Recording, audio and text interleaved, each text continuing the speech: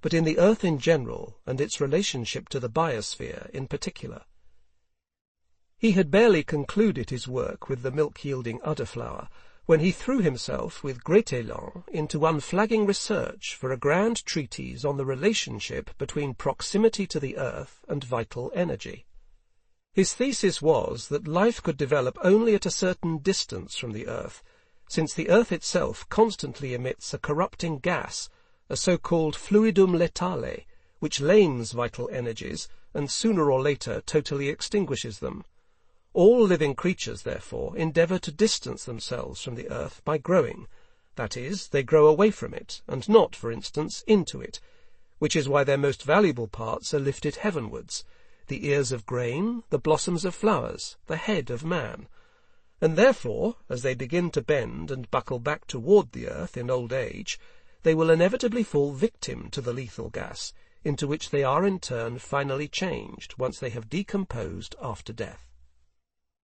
When the Marquis de la Taillade-Espinasse received word that in Pierrefort an individual had been found who had dwelt in a cave for 7 years, that is, completely encapsulated by the corrupting element of the earth, he was beside himself with delight, and immediately had Grenouille brought to his laboratory, where he subjected him to a thorough examination.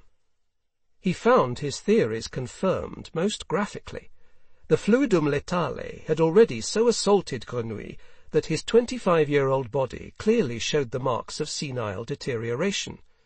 All that had prevented his death, Taillade-Espinasse declared, was that during his imprisonment Grenouille had been given earth-removed plants, presumably bread and fruits, for nourishment, and now his former healthy condition could be restored only by the wholesale expulsion of the fluidum, using a vital ventilation machine devised by Taillade-Espinasse himself.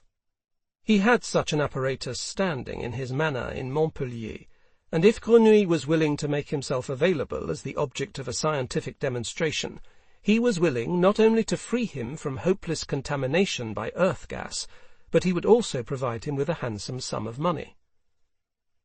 2 hours later they were sitting in the carriage. Although the roads were in miserable condition, they travelled the 64 miles to Montpellier in just under 2 days, for despite his advanced age, the Marquis would not be denied his right personally to whip both driver and horses, and to lend a hand whenever, as frequently happened, an axle or spring broke, so excited was he by his find, so eager to present it to an educated audience as soon as possible. Grenouille, however, was not allowed to leave the carriage even once. He was forced to sit there, all wrapped up in his rags and a blanket drenched with earth and clay. During the trip he was given raw vegetable roots to eat. The Marquis hoped these procedures would preserve the contamination by earth's fluidum in its ideal state for a while yet. Upon their arrival in Montpellier, he had Grenouille taken at once to the cellar of his mansion, and sent out invitations to all the members of the medical faculty, the botanical association, the agricultural school, the chemophysical club, the Freemason lodge, and the other assorted learned societies, of which the city had no fewer than 12. And several days later, exactly 1 week after he had left his mountain solitude, Grenouille found himself on a dais in the great hall of the University of Montpellier, and was presented as the scientific sensation of the year to a crowd of several hundred people. In his lecture, Taillade-Espinasse described him as living proof for the validity of his theory of Earth's fluidum letale. While he stripped Grenouille of his rags piece by piece, he explained the devastating effect that the corruptive gas had perpetrated on Grenouille's body. One could see the pustules and scars caused by the corrosive gas. There on his breast, a giant shiny red gas cancer, a general disintegration of the skin, and even clear evidence of fluidal deformation of the bone structure, the visible indications being a clubfoot and a hunchback. The internal organs as well had been damaged by the gas: pancreas, liver, lungs, gallbladder, and intestinal tract, as the analysis of a stool sample, accessible to the public in a basin at the feet of the exhibit, had proved beyond doubt.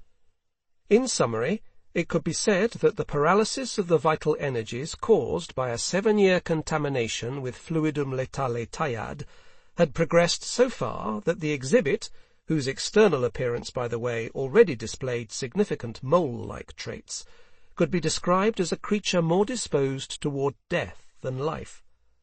Nevertheless, the lecturer pledged that within 8 days, using ventilation therapy in combination with a vital diet, he would restore this doomed creature to the point where the signs of a complete recovery would be self-evident to everyone, and he invited those present to return in 1 week to satisfy themselves of the success of this prognosis, which of course would then have to be seen as valid proof that his theory concerning Earth's fluidum was likewise correct. The lecture was an immense success. The learned audience applauded the lecturer vigorously and lined up to pass the dais where Grenouille was standing.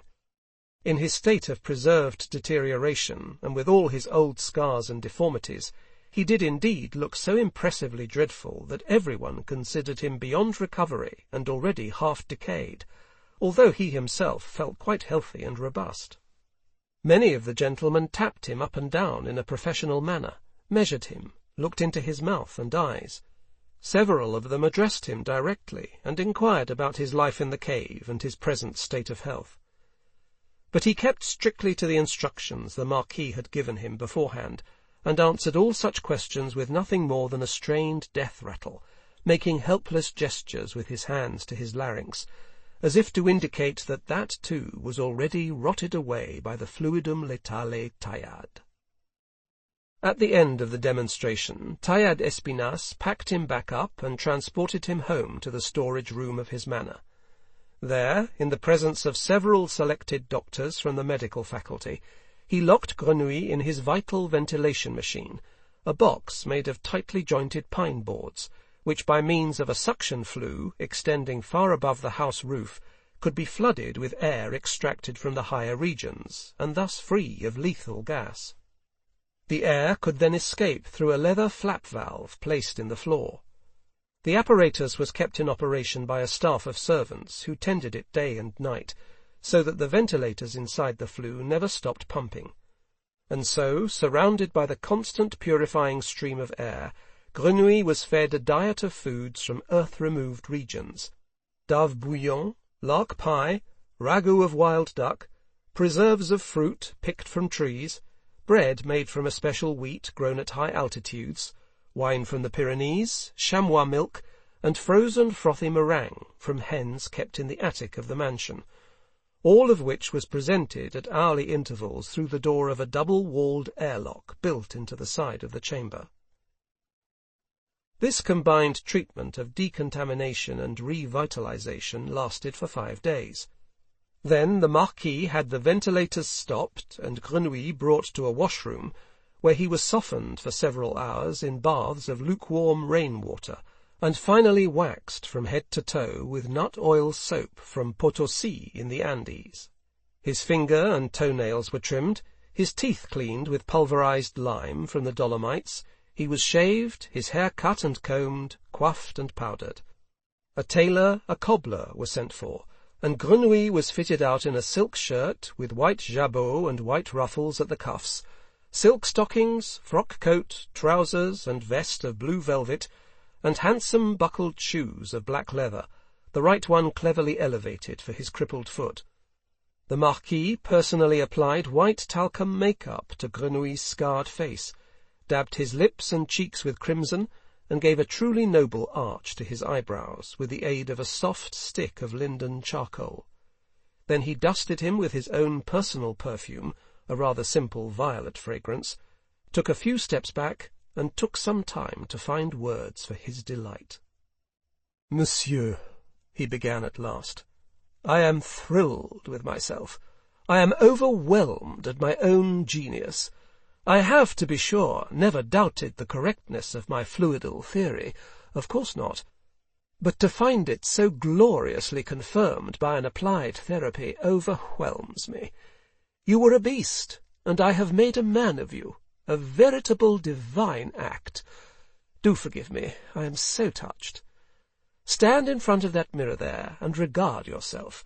You will realize for the first time in your life that you are a human being, not a particularly extraordinary or in any fashion distinguished one, but nevertheless a perfectly acceptable human being.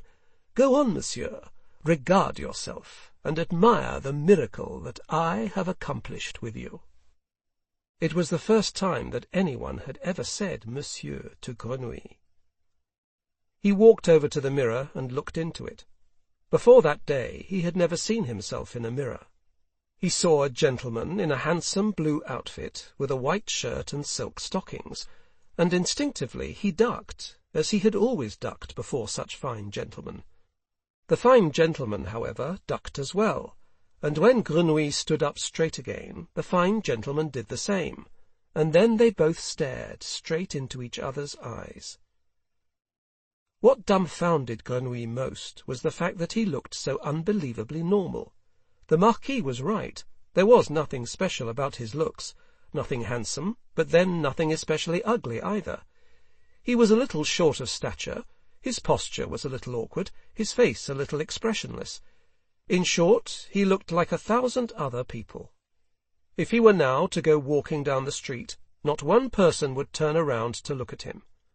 A man such as he now was, should he chance to meet him, would not even strike him as in any way unusual, unless of course he would smell that the man, except for a hint of violets, had as little odour as the gentleman in the mirror, or himself, standing there in front of it. And yet, only 10 days before, farmers had run away screaming at the sight of him.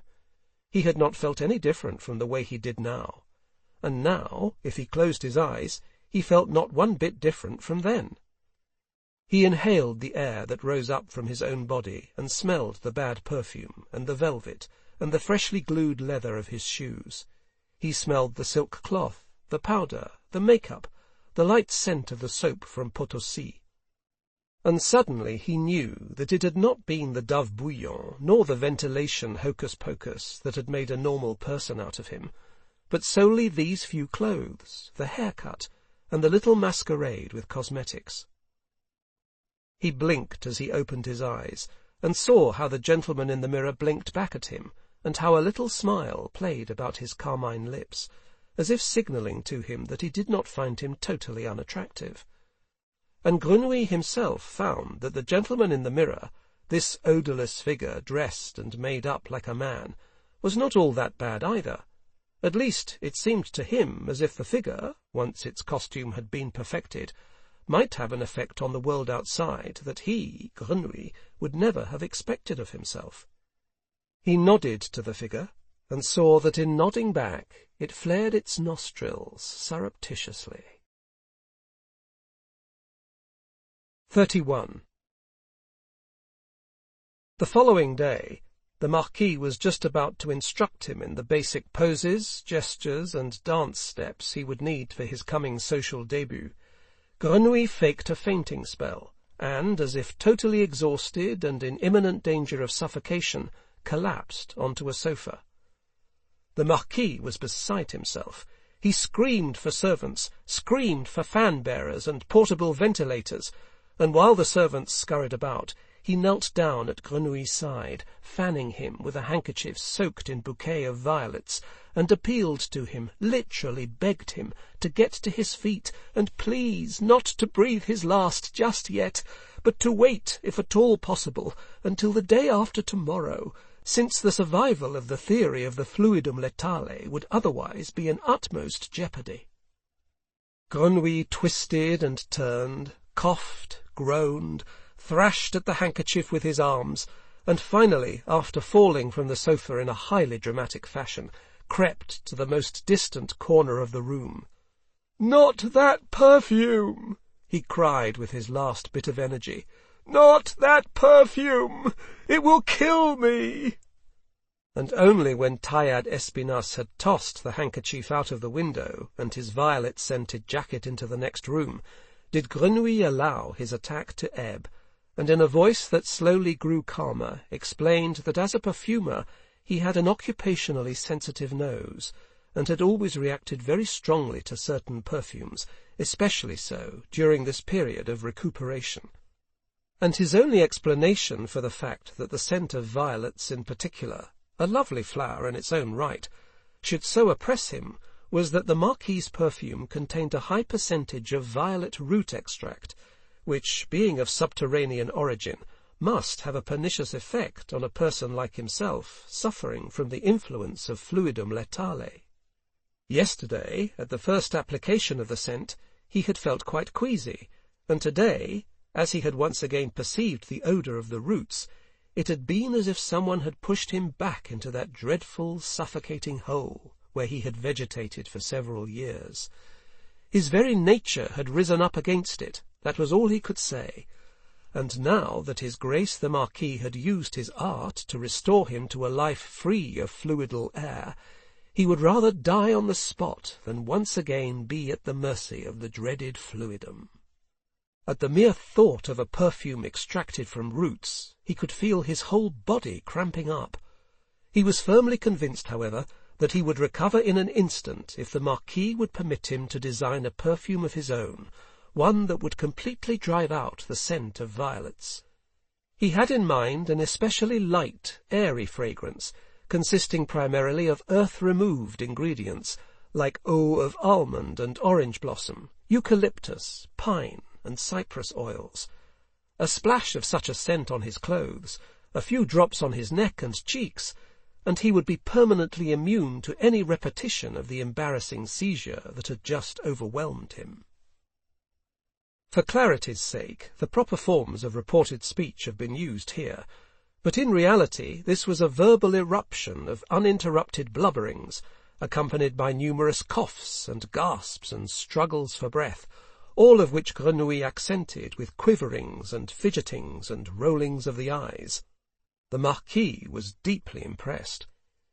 It was, however, not so much his ward's symptoms of suffering as the deft argumentation presented totally under the aegis of the theory of fluidum letale that convinced him. Of course, it was the violet perfume, an obnoxious, earthbound, indeed, subterranean product.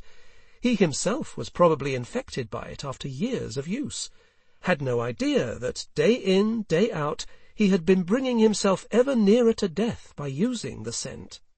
His gout, the stiffness in his neck, the enervation of his member, his hemorrhoids, the pressure in his ears, his rotten tooth, all of it doubtless came from the contagious fluidal stench of violet roots. And that stupid little man, that lump of misery there in the corner of the room, had given him the idea. He was touched. He would have loved to have gone over to him, lifted him up, and pressed him to his enlightened heart.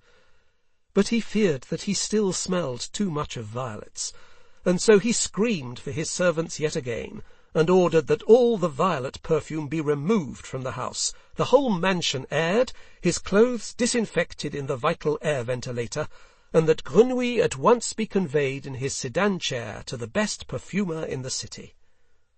And of course this was precisely what Grenouille had intended his seizure to accomplish. The science of perfumery was an old tradition in Montpellier, and although in more recent times it had lost ground to its competitor, the town of Grasse, there were still several good perfumers and glovers residing in the city. The most prestigious of them, a certain Runel, well aware of the trade he enjoyed with the house of the Marquis de la Taille d'Espinasse as its purveyor of soaps, oils, and scents, declared himself prepared to take the unusual step of surrendering his studio for an hour to the strange journeyman perfumer from Paris, who had been conveyed thither in a sedan chair. The latter refused all instructions, did not even want to know where things were. He knew his way around, he said, would manage well enough. And he locked himself in the laboratory and stayed there a good hour, while Runel joined the Marquis's major domo for a couple of glasses of wine in a tavern, where he was to learn why his violet cologne was no longer a scent worth smelling. Runel's laboratory and shop fell far short of being so grandly equipped as Baldini's perfume shop in Paris had been in its day. An average perfumer would not have made any great progress with its few floral oils, colognes, and spices. Grenouille, however, recognized with the first inhaled sniff that the ingredients on hand would be quite sufficient for his purposes. He did not want to create a great scent. He did not want to create a prestigious cologne, such as he had once made for Baldini, one that stood out amid a sea of mediocrity and tamed the masses. Nor was even the simple orange blossom scent that he had promised the Marquis his true goal. The customary essences of neroli, eucalyptus, and cypress were meant only as a cover for the actual scent that he intended to produce. That was the scent of humanness. He wanted to acquire the human being odour, if only in the form of an inferior temporary surrogate, that he did not possess himself. True, the odour of human being did not exist, any more than the human countenance. Every human being smelled different. No one knew that better than Grenouille, who recognized thousands upon thousands of individual odours, and could sniff out the difference of each human being from birth on. And yet there was a basic perfumatory theme to the odour of humanity, a rather simple one, by the way.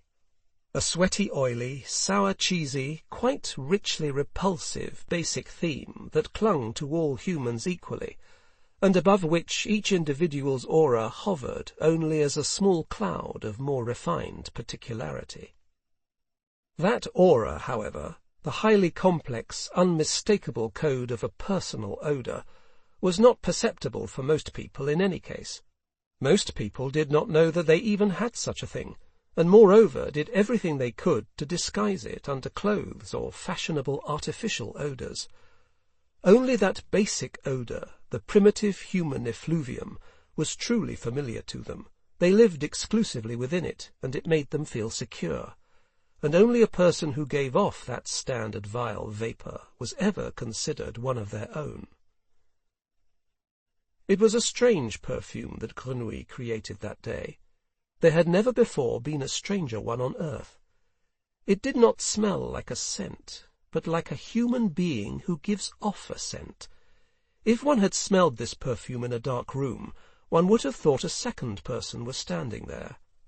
And if a human being, who smelled like a human being, had applied it, that person would have seemed to have the smell of two people, or worse still, to be a monstrous double creature, like some figure that you can no longer clearly pinpoint because it looks blurred and out of focus, like something at the bottom of a lake beneath the shiver of waves. And to imitate this human odour, quite unsatisfactorily, as he himself knew, but cleverly enough to deceive others, Grenouille gathered up the most striking ingredients in Runel's workshop. There was a little pile of cat shit behind the threshold of the door leading out to the courtyard, still rather fresh. He took a half-teaspoon of it and placed it together with several drops of vinegar and finely ground salt in a mixing bottle. Under the work-table he found a thumbnail-sized piece of cheese, apparently from one of Runel's lunches. It was already quite old, had begun to decompose, and gave off a biting, pungent odour. From the lid of a sardine tub that stood at the back of the shop, he scratched off a rancid, fishy something or other, mixed it with rotten egg and castoreum, ammonia, nutmeg, horn shavings, and singed pork rind, finely ground. To this he added a relatively large amount of civet, mixed these ghastly ingredients with alcohol, let it digest, and filtered it into a second bottle. The bilge smelled revolting. Its stink was putrid, like a sewer, and if you fanned its vapour just once to mix it with fresh air, it was as if you were standing in Paris on a hot summer day, at the corner of the Rue aux Fers and the Rue de la Lingerie, where the odours from Les Halles, the Cimetière des Innocents, and the overcrowded tenements converged. On top of this disgusting base, which smelled more like a cadaver than a human being, Grenouille spread a layer of fresh, oily scents.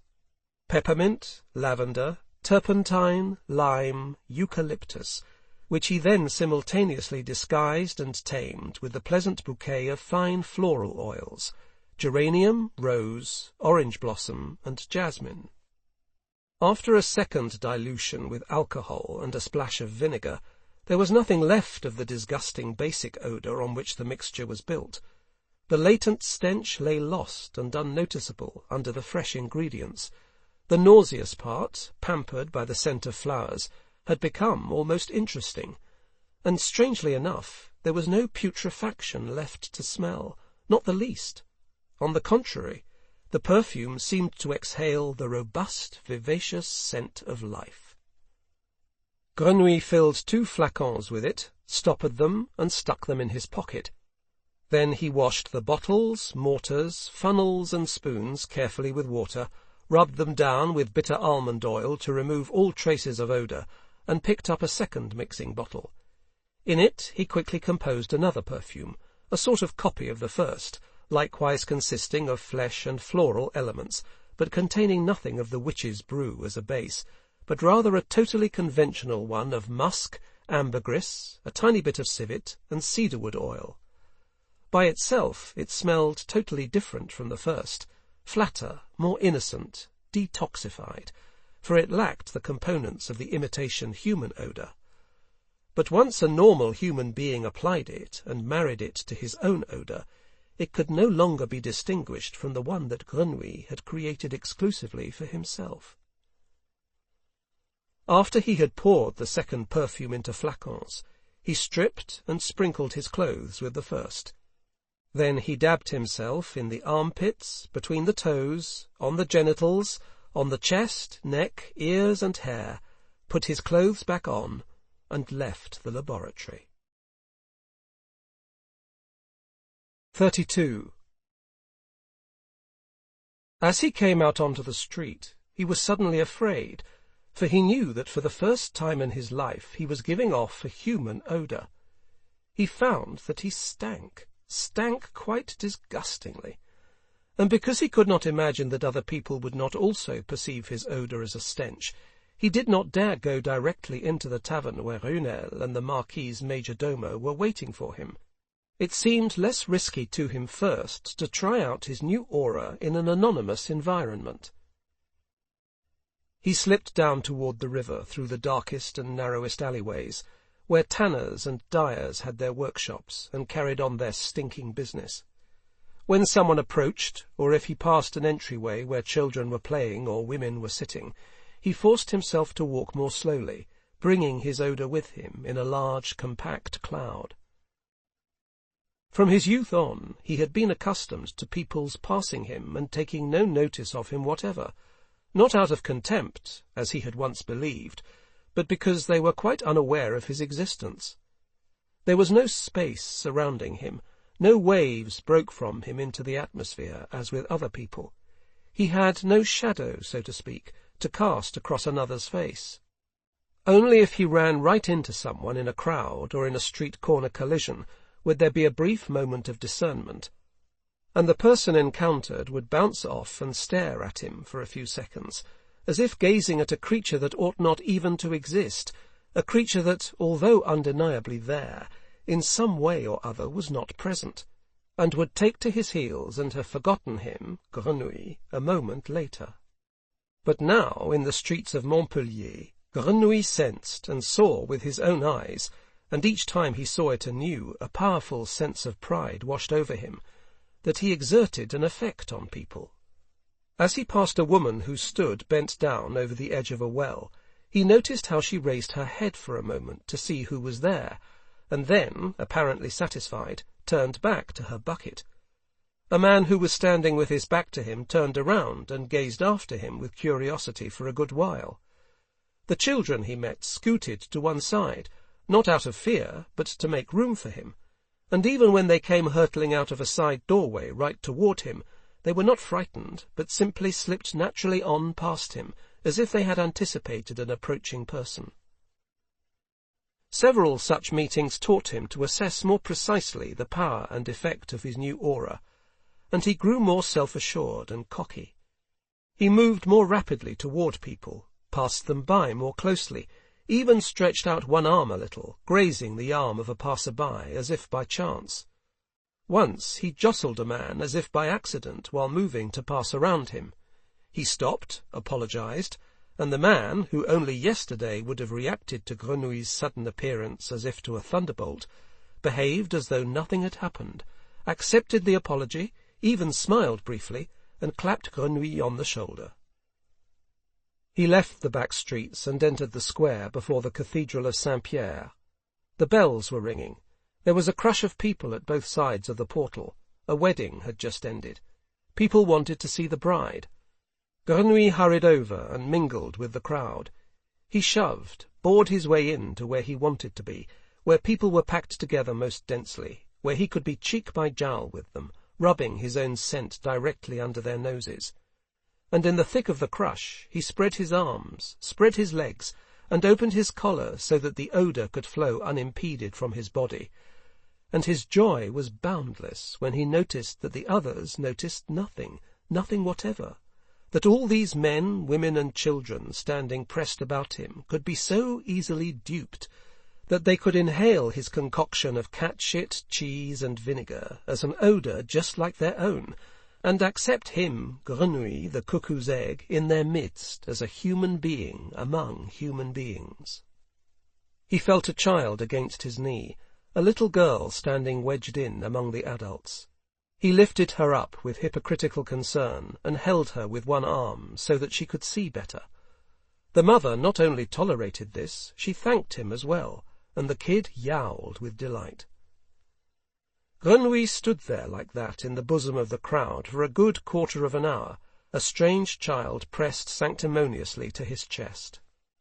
And while the wedding party passed by, to the accompaniment of the booming bells and the cheers of the masses and a pelting shower of coins, Grenouille broke out in a different jubilation, a black jubilation, a wicked feeling of triumph that set him quivering and excited him like an attack of lechery, and he had trouble keeping from spurting it like venom and spleen over all these people and screaming exultantly in their faces, that he was not afraid of them, that he hardly hated them any more, but that his contempt for them was profound and total, because they were so dumb they stank, because they could be deceived by him, let themselves be deceived, because they were nothing, and he was everything.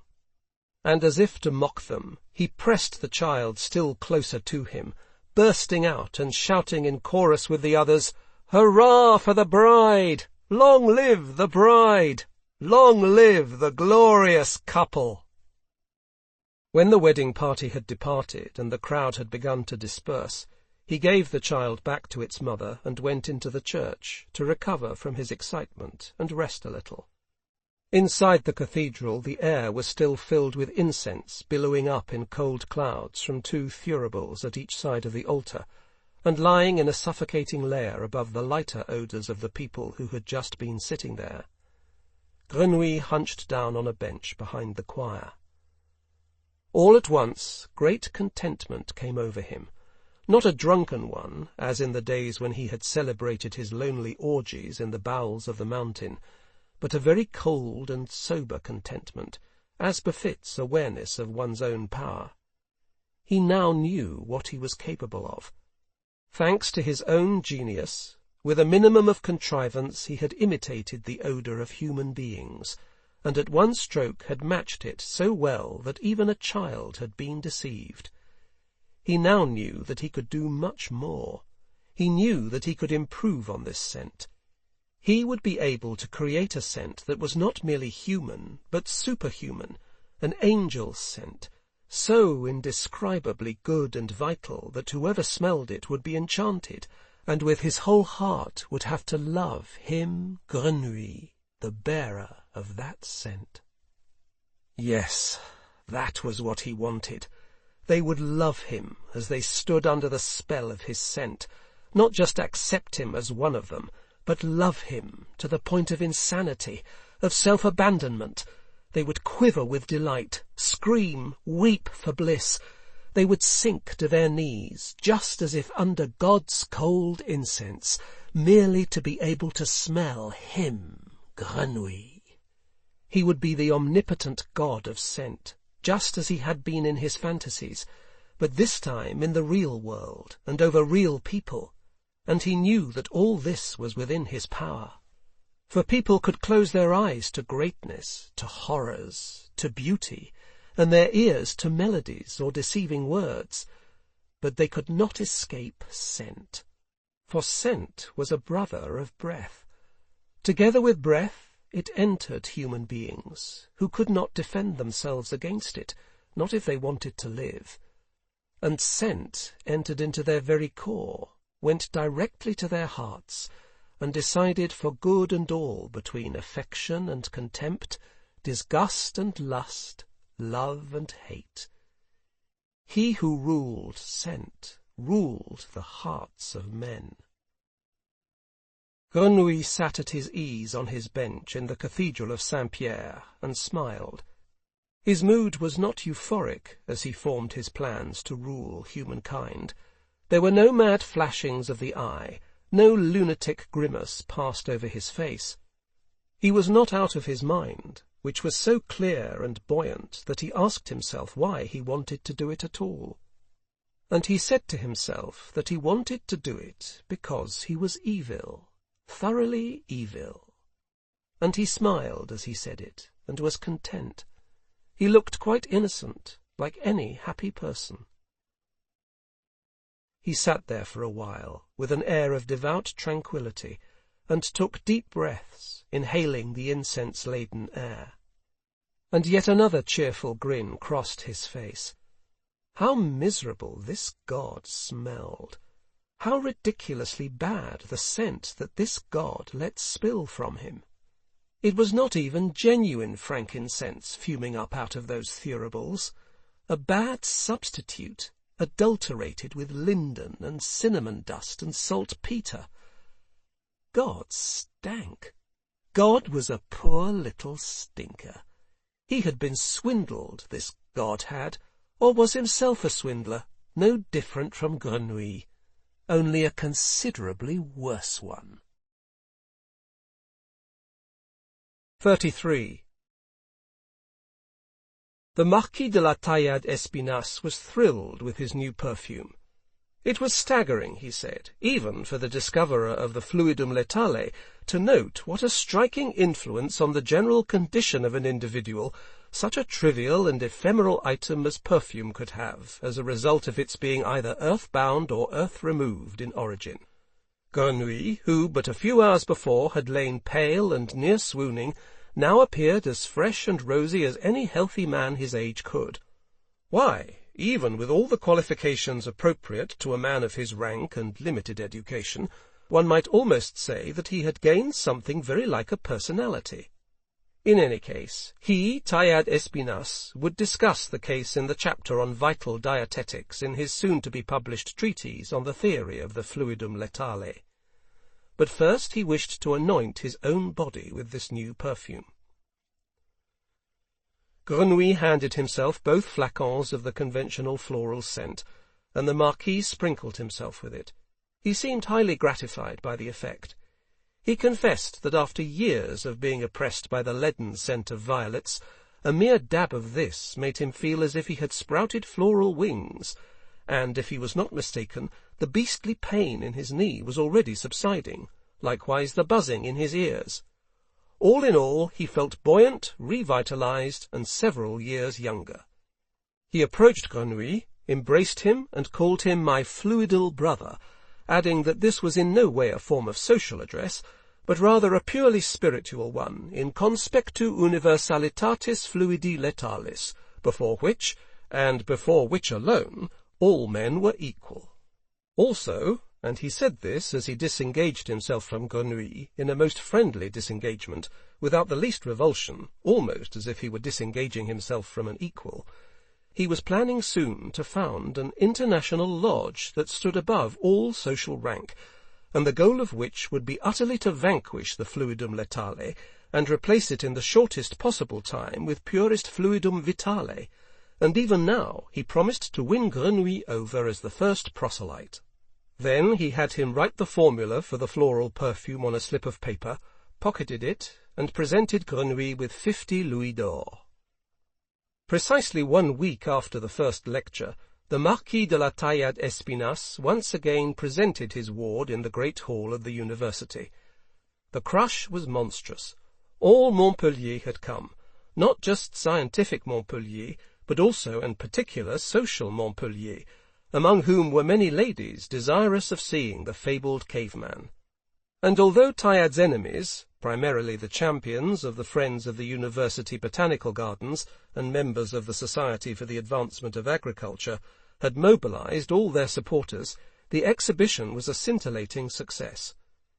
In order to remind his audience of Grenouille's condition of only the week before, Taillad Espinasse first circulated drawings depicting the caveman in all his ugliness and depravity. He then had them lead in the new Grenouille, dressed in a handsome velvet blue coat and silk shirt, rouged, powdered, and coiffed, and merely by the way he walked, so erect and with dainty steps and an elegant swing of the hips, by the way he climbed to the dais without anyone's assistance, bowing deeply and nodding with a smile, now to one side, now to the other, he silenced every sceptic and critic. Even the Friends of the University's Botanical Garden were embarrassedly speechless. The change was too egregious, the apparent miracle too overwhelming. Where but a week ago had cowered a drudge, a brutalized beast, there now stood a truly civilized, properly proportioned human being. An almost prayerful mood spread through the hall, and as Taillad Espinasse commenced his lecture, perfect silence reigned. He once again set forth his all-too-familiar theory about Earth's fluidum letale, explained how and with what mechanical and dietetic means he had driven it from the body of his exhibit, replacing it with fluidum vitale.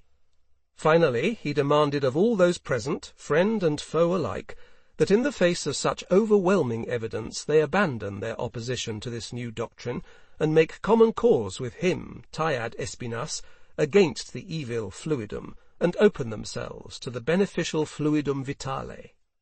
At this he spread his arms wide, cast his eyes heavenwards, and many learned men did likewise, and women wept. Grenouille stood at the dais, but did not listen. He watched with great satisfaction the effect of a totally different fluid, a much realer one, his own.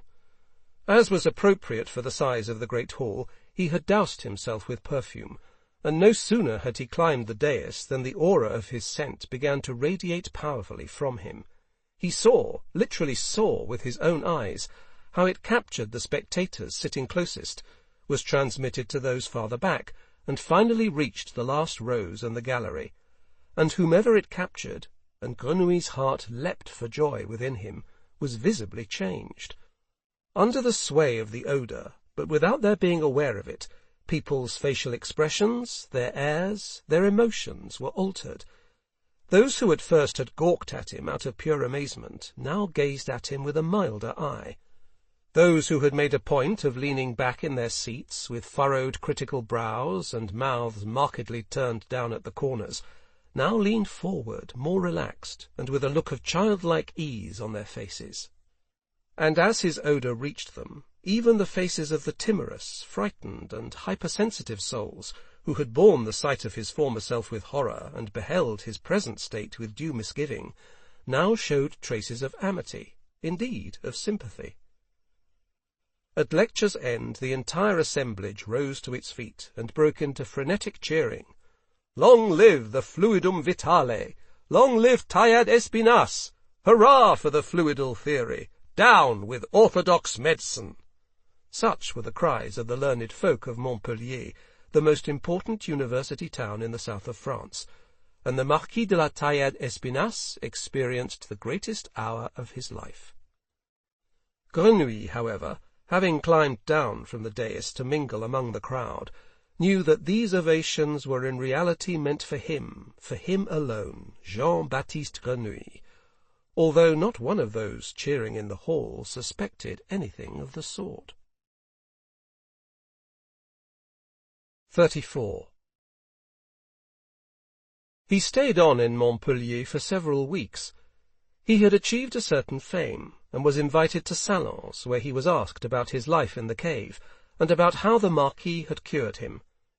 He had to tell the tale of the robbers over and over, how they had dragged him off, and how the basket was let down, and about the ladder, and every time he added more lovely embellishments, and invented new details, and so he gained some facility in speaking, admittedly only a very limited one, since he had never in all his life handled speech well, and, what was even more important to him, a practised routine for lying. In essence, he could tell people whatever he wanted. Once they had gained confidence in him, and with the first breath they gained confidence in him, for they were inhaling his artificial odour, they believed everything. And in time he gained a certain self-assurance in social situations such as he had never known before. This was apparent even in his body. It was as if he had grown. His humpback seemed to disappear. He walked almost completely erect. And when someone spoke to him, he no longer hunched over, but remained erect, and returned the look directed at him. Granted, in this short time he did not become a man of the world, no dandy about town, no peerless social lion. But his cringing, clumsy manner fell visibly from him, making way for a bearing that was taken for natural modesty, or at worst for a slight inborn shyness, that made a sympathetic impression on many gentlemen and many ladies. Sophisticated circles in those days had a weakness for everything natural, and for a certain unpolished charm. When March came, he packed his things and was off, secretly, so early in the morning that the city gates had only just been opened. He was wearing an inconspicuous brown coat that he had bought second-hand at a market the day before, and a shabby hat that covered half his face. No one recognized him, no one saw or noticed him, for he had intentionally gone without his perfume that day. And when around noon the Marquis had inquiries made, the watchman swore by all that's holy that they had seen all kinds of people leaving the city, but not the caveman, whom they knew and would most certainly have noticed. The Marquis then had word spread that with his permission Grenouille had left Montpellier to look after family matters in Paris. Privately he was dreadfully annoyed, for he had intended to take Grenouille on a tour through the whole kingdom, recruiting adherents for his fluidal theory. After a while he calmed down again, for his own fame had spread without any such tour, almost without any action on his part. A long article about the fluidum letale taillade appeared in the Journal des Savants, and even in the Courrier de l'Europe, and fluidally contaminated patients came from far and wide for him to cure them. In the summer of 1764 he founded the first lodge of the vital fluidum, with 120 members in Montpellier, and established branches in Marseille and Lyon. Then he decided to dare the move to Paris, and from there to conquer the entire civilized world with his teachings. But first he wanted to provide a propaganda base for his crusade by accomplishing some heroic fluidal feat, one that would overshadow the cure of the caveman, indeed all other experiments. And in early December he had a company of fearless disciples join him on an expedition to the Pic du Canigou, which was on the same longitude with Paris, and was considered the highest mountain in the Pyrenees. Though on the threshold of senescence, the man wanted to be borne to the summit at 9,000 feet, and left there, in the sheerest, finest, vital air for 3 whole weeks, whereupon, he announced, he would descend from the mountain precisely on Christmas Eve as a strapping lad of 20. The disciples gave up shortly beyond Vernet, the last human settlement at the foot of the fearsome mountain. But nothing daunted the Marquis. Casting his garments from him in the icy cold and whooping in exultation, he began the climb alone. The last that was seen of him was his silhouette. Hands lifted ecstatically to heaven, and voice raised in song, he disappeared into the blizzard. His followers waited in vain that Christmas Eve for the return of the Marquis de la Taillade Espinasse. He returned neither as an old man nor a young one, nor when early summer came the next year, and the most audacious of them went in search of him, scaling the still snow-bound summit of the Pic du Canigou, did they find any trace of him. No clothes, no body parts, no bones. His teachings, however, suffered no damage at all. On the contrary, soon the legend was abroad that there on the mountain peak he had wedded himself to the eternal fluidum vitale, merging with it and it with him, and now forever floated, invisible but eternally young, above the peaks of the Pyrenees, and whoever climbed up to him would encounter him there, and remain untouched by sickness or the process of aging for 1 full year. Well into the 19th century, Taillad's fluidal theory was advocated from many a chair at faculties of medicine, and put into therapeutic practice by many an occult society.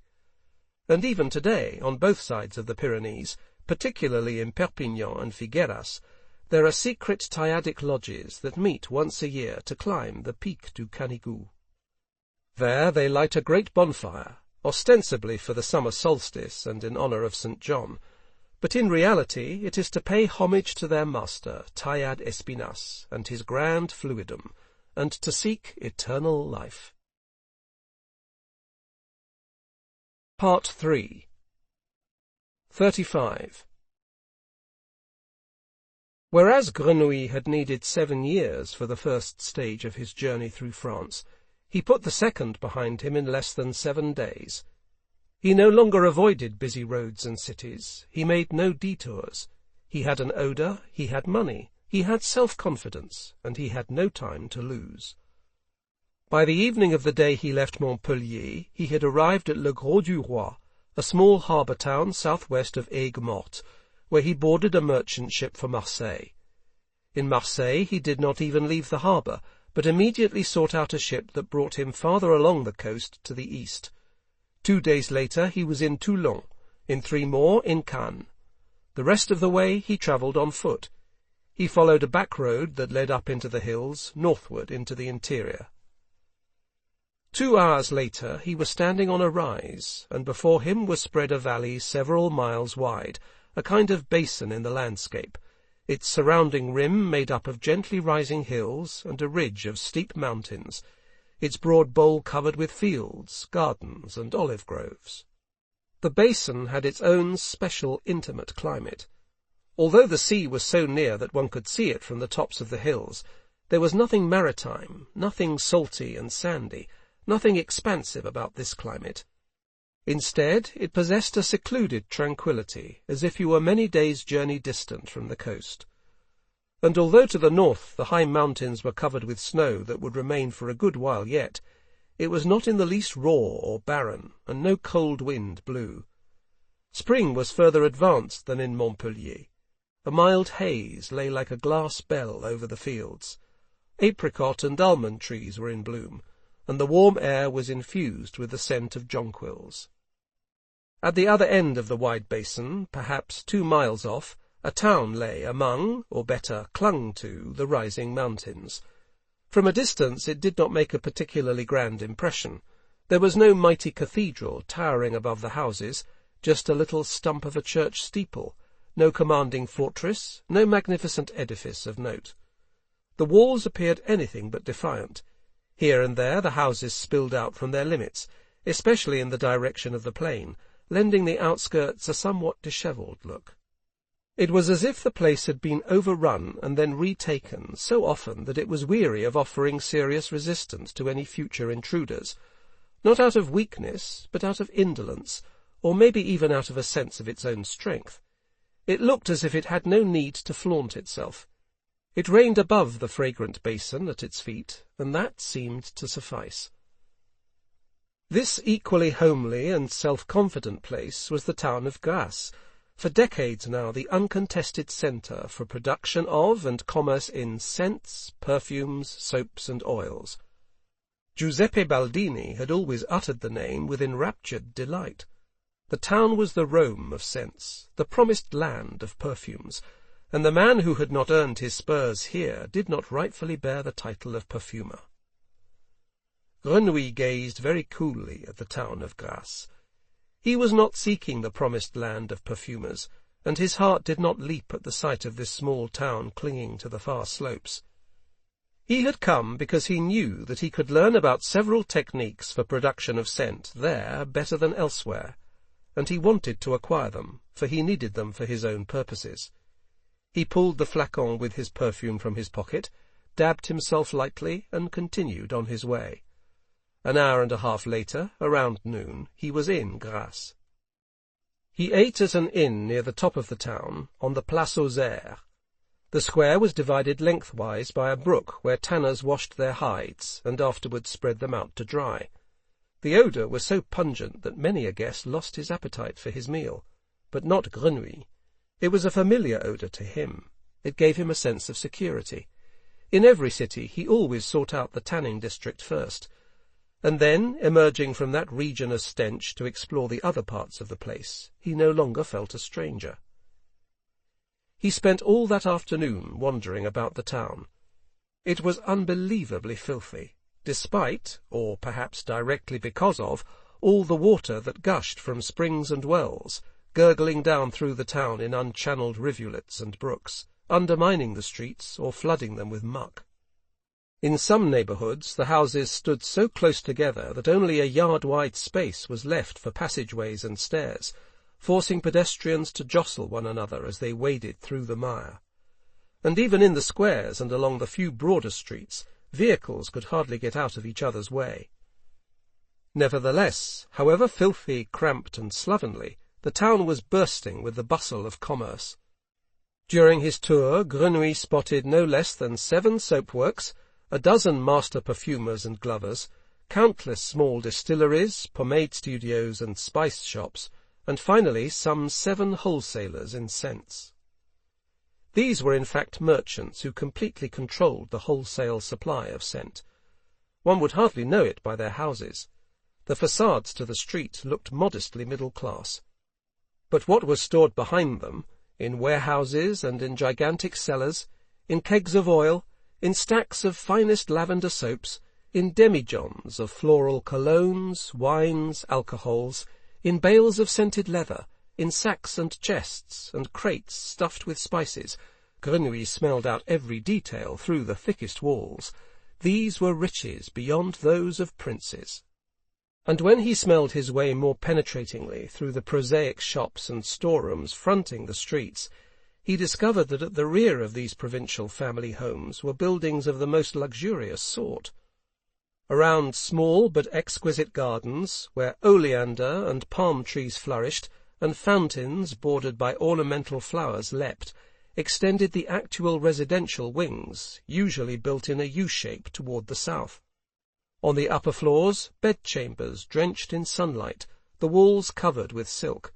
On the ground floor, wainscoted salons and dining rooms, sometimes with terraces built out into the open air, where, just as Baldini had said, people ate from porcelain with gold cutlery.